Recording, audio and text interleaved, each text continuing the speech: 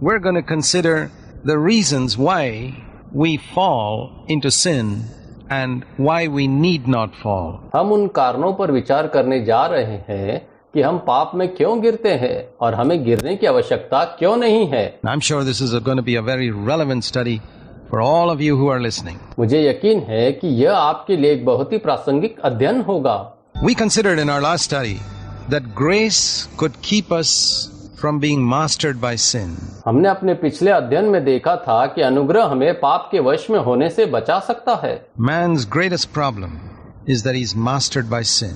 मनुष्य की सबसे बड़ी समस्या यह है कि वह पाप के कब्जे में है. And God has made a way through Jesus Christ, not only for the forgiveness of our sins, but for delivering us from sin's power. परमेश्वर ने यीशु मसीह के माध्यम से न केवल हमारे पापों की क्षमा के लिए बल्कि हमें पाप की शक्ति से बचाने के लिए भी एक रास्ता बनाया है. This is the good news of the gospel, really, that we can be delivered from the power of sin. यह सुसमाचार का शुभ समाचार है. हमें पाप की शक्ति से छुटकारा दिलाया जा सकता है. You know, there's a difference between being forgiven and being saved. आप जानते हैं कि क्षमा किए जाने और बचाए जाने के बीच अंतर है. Many people wouldn't be able to explain the difference between the two. बहुत से लोग दोनों के बीच अंतर नहीं बता पाएंगे. Let me use an illustration to explain it. इसे समझाने के लिए मैं एक उदाहरण का उपयोग करना चाहता हूँ. If the people of the corporation are digging up the road in front of my house and they made a deep pit there. मान लीजिए कि नगम या नगर निगम के लोगों ने मेरे घर के सामने सड़क खोद दी है और वहां एक गहरा गड्ढा बना दिया है. And if I have a little child who's in my home and I tell him, well, son, don't go near that pit because you may fall and you may hurt yourself. अगर मेरे घर पर मेरा छोटा बच्चा है तो मैं उससे कहूंगा, ठीक है बेटा, उस गड्ढे के पास मत जाओ, तुम गिर सकते हो, तुम्हें चोट लग सकती है. You know how little children are, they don't pay attention to their parents and say he goes near the pit and he falls into it. लेकिन आप जानते हैं कि बच्चे कितने मासूम होते हैं. वे अपने माता पिता की बातों पर ध्यान नहीं देते. मान लीजिए कि वह गड्ढे के पास जाता है और वह उसमें गिर जाता है. And from within the pit he cries out and saying, Daddy, Daddy, help me. और गड्ढे के भीतर से वो चिल्लाता है, पिताजी, पप्पा, मेरी सहायता करो.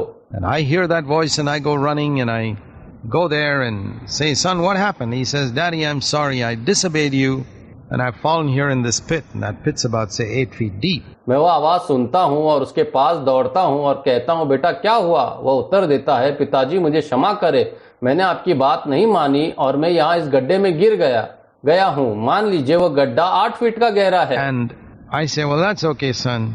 I forgive you.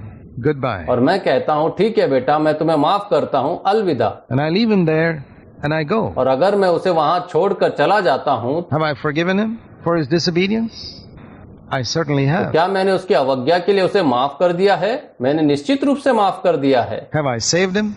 No, I haven't. लेकिन क्या मैंने उसे बचाया है? नहीं, मैंने उसे नहीं बचाया है. You understand the difference now between being forgiven and being saved? अब आप क्षमा किए जाने और बचाए जाने के बीच का अंतर समझ गए हैं. David said, bless the Lord, O my soul, who forgives all your iniquities. Dawood ने कहा, हे मेरे मन, यहोवा को धन्य कर जो तेरे सब अधर्म को क्षमा करता है. But David could not be saved from the power of sin. परंतु दाऊद को पाप की शक्ति से बचाया नहीं जा सका था. It was the same with every person in the Old Testament. पुराने नियम में प्रत्येक व्यक्ति के साथ ऐसा ही था. But when we turn to the pages of the New Testament, in the very first page, we come to this verse in Matthew 1 verse 21. लेकिन जब हम नए नियम के पन्ने पलटते हैं तो पहले पन्ने पर ही हम इस वचन पर आते हैं. तो मत्ती 1:21, You shall call his name Jesus, because he shall save his people from their sins. तो उसका नाम यीशु रखना, क्योंकि वह अपने लोगों को उनके पापों से बचाएगा. Not just forgive their sins, he will save his people not in their sins but from their sins. न केवल उनके पापों को क्षमा करेगा बल्कि वह अपने लोगों को उनके पापों से बचाएगा. If the gospel message is only that Jesus can forgive me but cannot save me, I would say it's good news, but it's not as good news as it should be. यदि सुसमाचार संदेश केवल यह कि यीशु मुझे माफ कर सकते हैं लेकिन मुझे बचा नहीं सकते, तो मैं कहूंगा कि यह अच्छी खबर है, लेकिन यह उतनी अच्छी खबर नहीं है जितनी होनी चाहिए. It would be like telling the woman caught in adultery in John's Gospel chapter 8, you remember what Jesus told her, यह व्यभिचार में पकड़ी गई महिला को यह बताने जैसा होगा कि जो हमने यूहन्ना 8 में पढ़ा है। आपको याद है कि यीशु ने उससे क्या पूछा has था? no man condemned you? Jesus asked her, and she said, no man, Lord. क्या किसी पुरुष ने तुम्हें दोषी नहीं ठहराया? उसने जवाब दिया, नहीं प्रभु। Well, Jesus said two things. He said, I don't condemn you. John 8:11. Now don't sin anymore.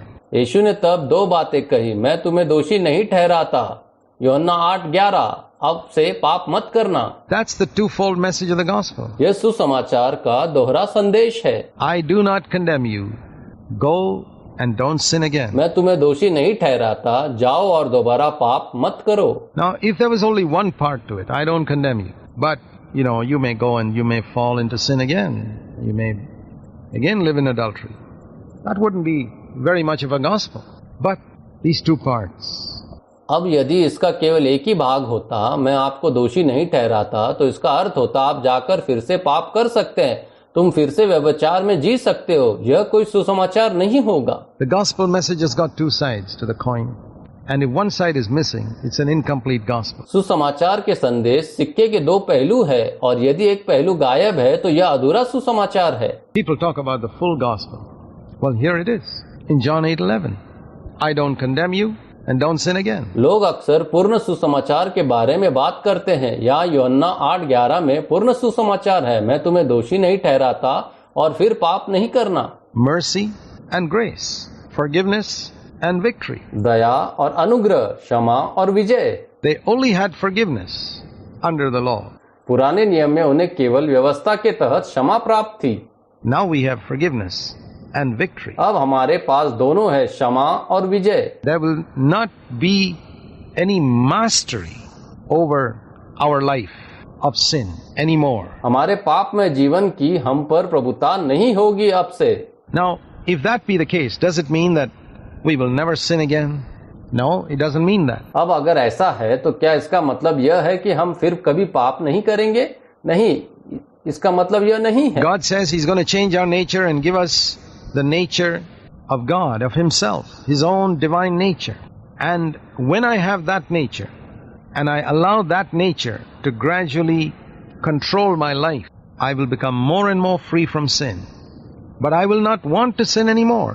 प्रभु कहते हैं कि वह हमारे स्वभाव को बदल देंगे और हमें स्वयं परमेश्वर का स्वभाव देंगे, उनका अपना दिव्य स्वभाव। जब मेरे पास वह स्वभाव होगा और मैं उस स्वभाव को धीरे धीरे अपने जीवन को नियंत्रित करने की अनुमति दूंगा, तो मैं पाप से और अधिक मुक्त हो जाऊंगा और मैं अब पाप नहीं करना चाहूंगा। Now you know the difference between a pig and a cat.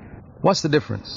आप सुअर और बिल्ली के बीच अंतर को कैसे जानेंगे और ये क्या अंतर है? We can't say that a pig falls into dirty water and a cat will never fall into dirty water, because cats fall into dirty water too. हम यह नहीं कह सकते कि सुअर हमेशा गंदे पानी में गिरता है और बिल्ली कभी गंदे पानी में नहीं गिरती, क्योंकि बिल्लियां भी गंदे पानी में गिरती हैं। But we can say the difference can be observed when both these animals fall into the dirty water. लेकिन अंतर यह है जब ये दोनों जानवर गंदे पानी में गिरते हैं, that one relishes the experience and the other jumps out immediately, and not only jumps out immediately, but the cat licks itself and makes itself clean. तो एक को उस अनुभव का आनंद मिलता है और दूसरा तुरंत बाहर कूद जाता है। बिल्ली न केवल तुरंत बाहर कूद जाती है, बल्कि वह खुद को चाट चाट कर साफ भी करती है। Now this, we could say, illustrates the difference between an unconverted person and a person who is born again. अब हम कह सकते हैं यह एक अपरिवर्तित व्यक्ति और नया जन्म पाने वाले व्यक्ति के बीच अंतर को दर्शाता है। We cannot say that a born again person will not sin. It's very evident that born again people do, both in the Bible and in our experience. You do and I do. But there is a difference. अब हम यह नहीं कह सकते कि नया जन्म पाने वाला व्यक्ति पाप नहीं करेगा। यह बहुत स्पष्ट है कि लोग नया जन्म पा लेते हैं। बाइबल में और हमारे अनुभव में आप भी ऐसा करते हैं और मैं भी ऐसा करता हूं, लेकिन एक अंतर है और यह And the difference is a difference of nature. And you know whether you're born again at the moment when you fall into sin by your attitude towards that fall. और यह अंतर स्वभाव का अंतर है। जब आप पाप में गिरते हैं तो आप उस पतन के प्रति अपने दृष्टिकोण से जानते हैं कि आपका नया जन्म हुआ है या नहीं। If it's one of remorse and you want to get up and you want to be clean and you want to break away from it, well, that proves that God has done a work in your heart. यदि यह पछतावे में से एक है और तुम उठना चाहते हो और शुद्ध होना चाहते हो तो तुम उससे अलग होना चाहते हो, यह साबित करता है कि परमेश्वर ने आपके हृदय में अपना कार्य किया है। But if you're happy that nobody saw it and you enjoy yourself and you don't want to give it up, well, that would prove that you're only religious.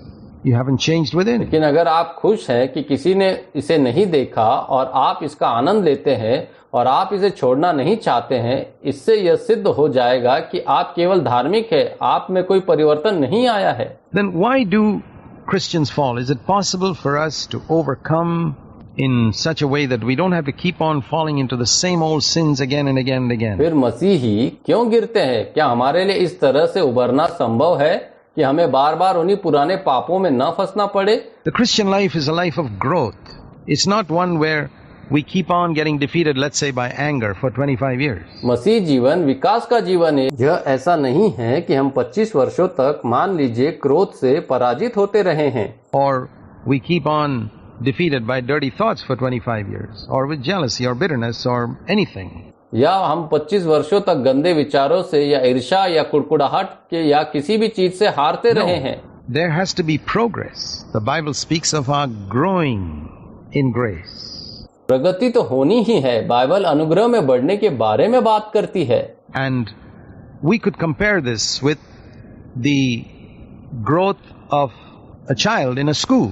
और हम इसकी तुलना स्कूल में एक बच्चे के विकास से कर सकते You हैं। know, a child goes to school and as year passes year, it goes from one standard to another standard. आप जानते हैं एक बच्चा स्कूल जाता है और जैसे जैसे साल बीतते हैं वह एक कक्षा से दूसरी कक्षा में जाता है। It learns things in one standard which it did not learn in the previous one. यह एक मानक में वे बातें सीखता है जो उसने पिछली कक्षा में नहीं सीखी थी। We can say it overcomes certain problems, let's say mathematical problems, in one year that it could not overcome in the previous year. Let's say a child does not know how to add, but then after a year it knows how to add, but it doesn't know how to हम कह subtract. सकते हैं कि यह कुछ समस्याओं, मान लीजिए गणितीय समस्याओं को एक वर्ष में दूर कर लेता है जिन्हें यह पिछले वर्षों में दूर नहीं कर सका था। मान लीजिए कि कोई बच्चा जोड़ना नहीं जानता, लेकिन फिर एक साल बाद वो जोड़ना जानता है लेकिन घटाना नहीं Then after another year perhaps it learns how to subtract, but it doesn't know how to multiply. जानता। फिर एक साल बाद शायद वो घटाना नहीं सीख जाता है लेकिन गुना करना नहीं जानता। Then after another year it learns how to multiply, and then it learns to divide, and then it learns how to get square roots. लेकिन गुना करना नहीं जानता। फिर एक और वर्ष के बाद सीखता है कैसे गुना करना है और फिर यह सीखता है कि भाग कैसे करना है और वर्गमूल कैसे प्राप्त करना है इत्यादि। So this is growth, and here is an example of how it should be in our Christian life too. Growth where we overcome area after area in our life where once upon a time we were defeated.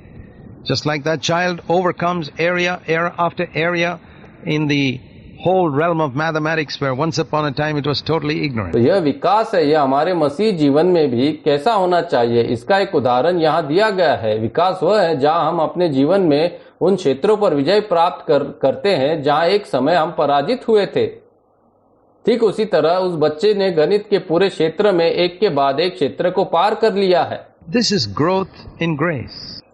Then what shall we say about a child that's repeatedly failing in the first standard? यह अनुग्रह में वृद्धि है, तो फिर हम उस बच्चे के बारे में क्या कहेंगे जो पहली कक्षा में बार बार फेल हो रहा है? Is that God's perfect will? Certainly not. क्या वो परमेश्वर की पूर्ण इच्छा है? हरगिज नहीं। We will never be sinlessly perfect here on this earth. हम इस पृथ्वी पर कभी भी पाप रहित सिद्ध नहीं हो सकेंगे, But we are to press on to perfection. Just like a child starting in the kindergarten class presses all the way, hoping for a PhD perhaps one day. लेकिन हमें पूर्णता की ओर बढ़ते जाना है। ठीक उसी तरह जैसे एक बच्चा किंडरगार्टन कक्षा में शुरुआत करते हुए पूरे रास्ते इस उम्मीद में रहता है कि शायद एक दिन वह पीएचडी कर लेगा, But there's a pressing on to something higher each year. लेकिन हर साल कुछ बेहतर करने का दबाव रहता है। The Bible says in Proverbs 4 and verse 12 that the path of the righteous, Bible कहती है धर्मी का मार्ग भोर के प्रकाश के समान है। Proverbs 4 verse 18 actually, the path of the righteous is like the light of dawn that becomes brighter and brighter as the day progresses until it reaches the perfect noonday position. नीति वचन 4:18 कहता है कि धर्मी का मार्ग दिन चढ़ने के साथ साथ तब तक उज्जवल होता जाता है जब तक वह दोपहर की आदर्श स्थिति तक नहीं पहुंच जाता। Brighter and brighter, just like the sun from dawn to midday position. There's never a time when the sun goes down and it becomes darker. It gets brighter and brighter and brighter and brighter, and that's God's perfect will for us. भोर से लेकर दोपहर तक सूरज की तरह ही उज्जवल और उज्जवल। ऐसा कोई समय नहीं होता जब सूरज ढल जाता है और अंधेरा हो जाता है। यह उज्जवल और उज्जवल और उज्जवल और उज्जवल होता जाता है, और यही हमारे लिए ईश्वर की पूर्ण इच्छा है। Just like for a child in school, we expect it, if it's in first standard this year, we expect it to go to second standard next ठीक year. वैसे ही जैसे स्कूल में एक बच्चे के लिए यदि वह इस वर्ष पहली कक्षा में है तो हमें उम्मीद करते हैं कि वह अगले वर्ष दूसरी कक्षा में जाएगा। It won't reach 10th standard for another 9 years, but we expect it to reach second standard the next year, the third standard the next year, and so यह on. अगले 9 वर्षों तक 10वीं कक्षा तक नहीं पहुंच पाएगा, लेकिन हमें उम्मीद है कि यह अगले साल दूसरे मानक तक पहुंच जाएगा, अगले साल तीसरे मानक तक पहुंच जाएगा, इत्यादि। God's will for you, my friend, is that you should go from one degree of glory to another. Progress, overcoming. हे मेरे मित्र, परमेश्वर की इच्छा यह है कि तू महिमा की एक कोटि से दूसरी कोटि की ओर चले। You're not to be defeated by the same sins year after year. You're to be an overcomer. तुम्हें दर वर्ष उन्हीं पापों में पराजित होने की आवश्यकता नहीं है, तुम्हें काबू पाने में प्रगति मिलनी चाहिए। Then why is it that some students fail and fail and fail and fail repeatedly in the same class? तो फिर ऐसा क्यों है कि कुछ छात्र एक ही कक्षा में बार बार असफल और असफल होते रहते हैं? Well, there could be many reasons, but I think one of the fundamental reasons is a lack of the fear of God. वैसे इसके कई कारण हो सकते हैं, लेकिन एक कारण है कि वह उनमें परमेश्वर का भय नहीं है। In the book of Proverbs, chapter 9 and verse 10, it says that the fear of God is the beginning of wisdom. नीति वचन की पुस्तक में कहा गया है कि परमेश्वर का भय मानना बुद्धि का आरंभ है। नीति वचन 9:10। In other words, it's the first lesson in the school of wisdom. It's like learning the alphabet. दूसरे शब्दों में यह बुद्धि की पाठशाला का पहला पाठ है। यह वर्णमाला सीखने जैसा है। You know, when you go to school, when a child goes to school, the first thing it learns is the alphabet. आप जानते हैं, जब आप स्कूल जाते हैं या कोई बच्चा स्कूल जाता है तो सबसे पहले वह वर्णमाला सीखता है। What is the alphabet of wisdom? बुद्धि की वर्णमाला क्या है? It is to fear the Lord. And it says in Proverbs 8 and verse 13, to fear the Lord is to hate evil. यह प्रभु का भय मानना है। नीति वचन 8:13 में फिर कहा गया है कि प्रभु का भय मानना बुराई से घृणा करना है। We hate evil because God hates evil. When we hear that God has called us to be holy because He is holy, and we are gripped by it, we begin to hate sin. हम बुराई से घृणा करते हैं क्योंकि परमेश्वर बुराई से घृणा करता है। जब हम सुनते हैं कि परमेश्वर ने हमें पवित्र होने के लिए बुलाया है क्योंकि वह पवित्र है, और हम इसकी चपेट में आ जाते हैं तो हम पाप से घृणा करने लगते हैं। Let me ask you a question. मैं आपसे एक प्रश्न पूछना चाहता हूँ। Why is it that you find when some other believer is nearby, you don't fall into some sins which you fall into when you're all by yourself? ऐसा क्यों है कि जब कोई अन्य विश्वासी पास में होता है तो आप कुछ पापों में नहीं पड़ते हैं जो आप तब करते हैं जब आप अकेले होते हैं? When you're alone in a room, all by yourself, there's nobody around. Why is it you fall into certain sins? And if at that moment a believer walked into the room or knocked at your door and came in, you wouldn't think of or dream of committing that sin. जब आप एक कमरे में अकेले हैं, आसपास कोई नहीं है, तो ऐसा क्यों है कि आप कुछ पापों में गिर जाते हैं? और यदि उस क्षण कोई विश्वासी कमरे में चला गया, तुम्हारा दरवाजा खटखटाता है और अंदर आ जाता है, आप उस पाप को करने के बारे में न सोचेंगे और नहीं उसका सपना भी I'll tell you the देखेंगे। reason. Because you fear that man's opinion. मैं तुम्हें कारण बताऊंगा, क्योंकि तुम उस आदमी की राय से डरते हो। That man's opinion means more to you than God's. When you're alone, only God is in the room. When that person comes in, that man is in the room. And if that person's presence can prevent you from committing a particular sin, and when that person is away and only God is there, you commit that sin, it would indicate that you do not fear उस God. आदमी की राय आपके लिए परमेश्वर से ज्यादा मायने रखती है। जब आप अकेले होते हैं तो कमरे में केवल परमेश्वर होते हैं, और जब वो व्यक्ति अंदर आता है तो वह व्यक्ति कमरे में होता है। यदि उस व्यक्ति की उपस्थिति आपको कोई विशेष पाप करने से रोक सकती है और जब वह व्यक्ति दूर है और केवल ईश्वर ही वहां है तो आप वो पाप करते हैं, तो यह इंगित करेगा कि आप ईश्वर से नहीं डरते हैं, तुम परमेश्वर से अधिक मनुष्य से डरते हो। You fear man more than you fear God. And one of the first things you need to do, dear friend, is to pray to God and say, Lord, please help me to fear you. Please help me to mourn when I fail, when I come short. आप मनुष्य से डरते हो। प्रिय मित्र, करने वाली पहली बातों में से एक है परमेश्वर से प्रार्थना करना और कहना, परमेश्वर कृपा मुझे आपका भय मानने में मदद करे, कृपा मुझे असफल होने पर, आपके मापदंड पर कम आने पर शोक मनाने में मदद करे। Now let me give you, this is a challenge. If you're willing to mourn every single time you fail, every single time, you say, Lord, I slipped up, forgive me.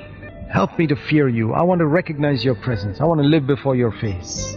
You will discover those who mourn are strengthened and you can be an overcomer. अब मैं आपको इसे एक चुनौती के रूप में देता हूं। यदि आप हर बार असफल होने पर शोक मनाने को तैयार है और आप कहते हैं, परमेश्वर मैं चूक गया, क्षमा चाहता हूं, मुझे आपका भय मानने में मदद करे, मैं आपकी उपस्थिति को पहचानना चाहता हूं, मैं आपके चेहरे के सामने जीना चाहता हूं, आप पाएंगे कि जो लोग शोक मनाते हैं मजबूत होते हैं और आप विजेता हो सकते हैं।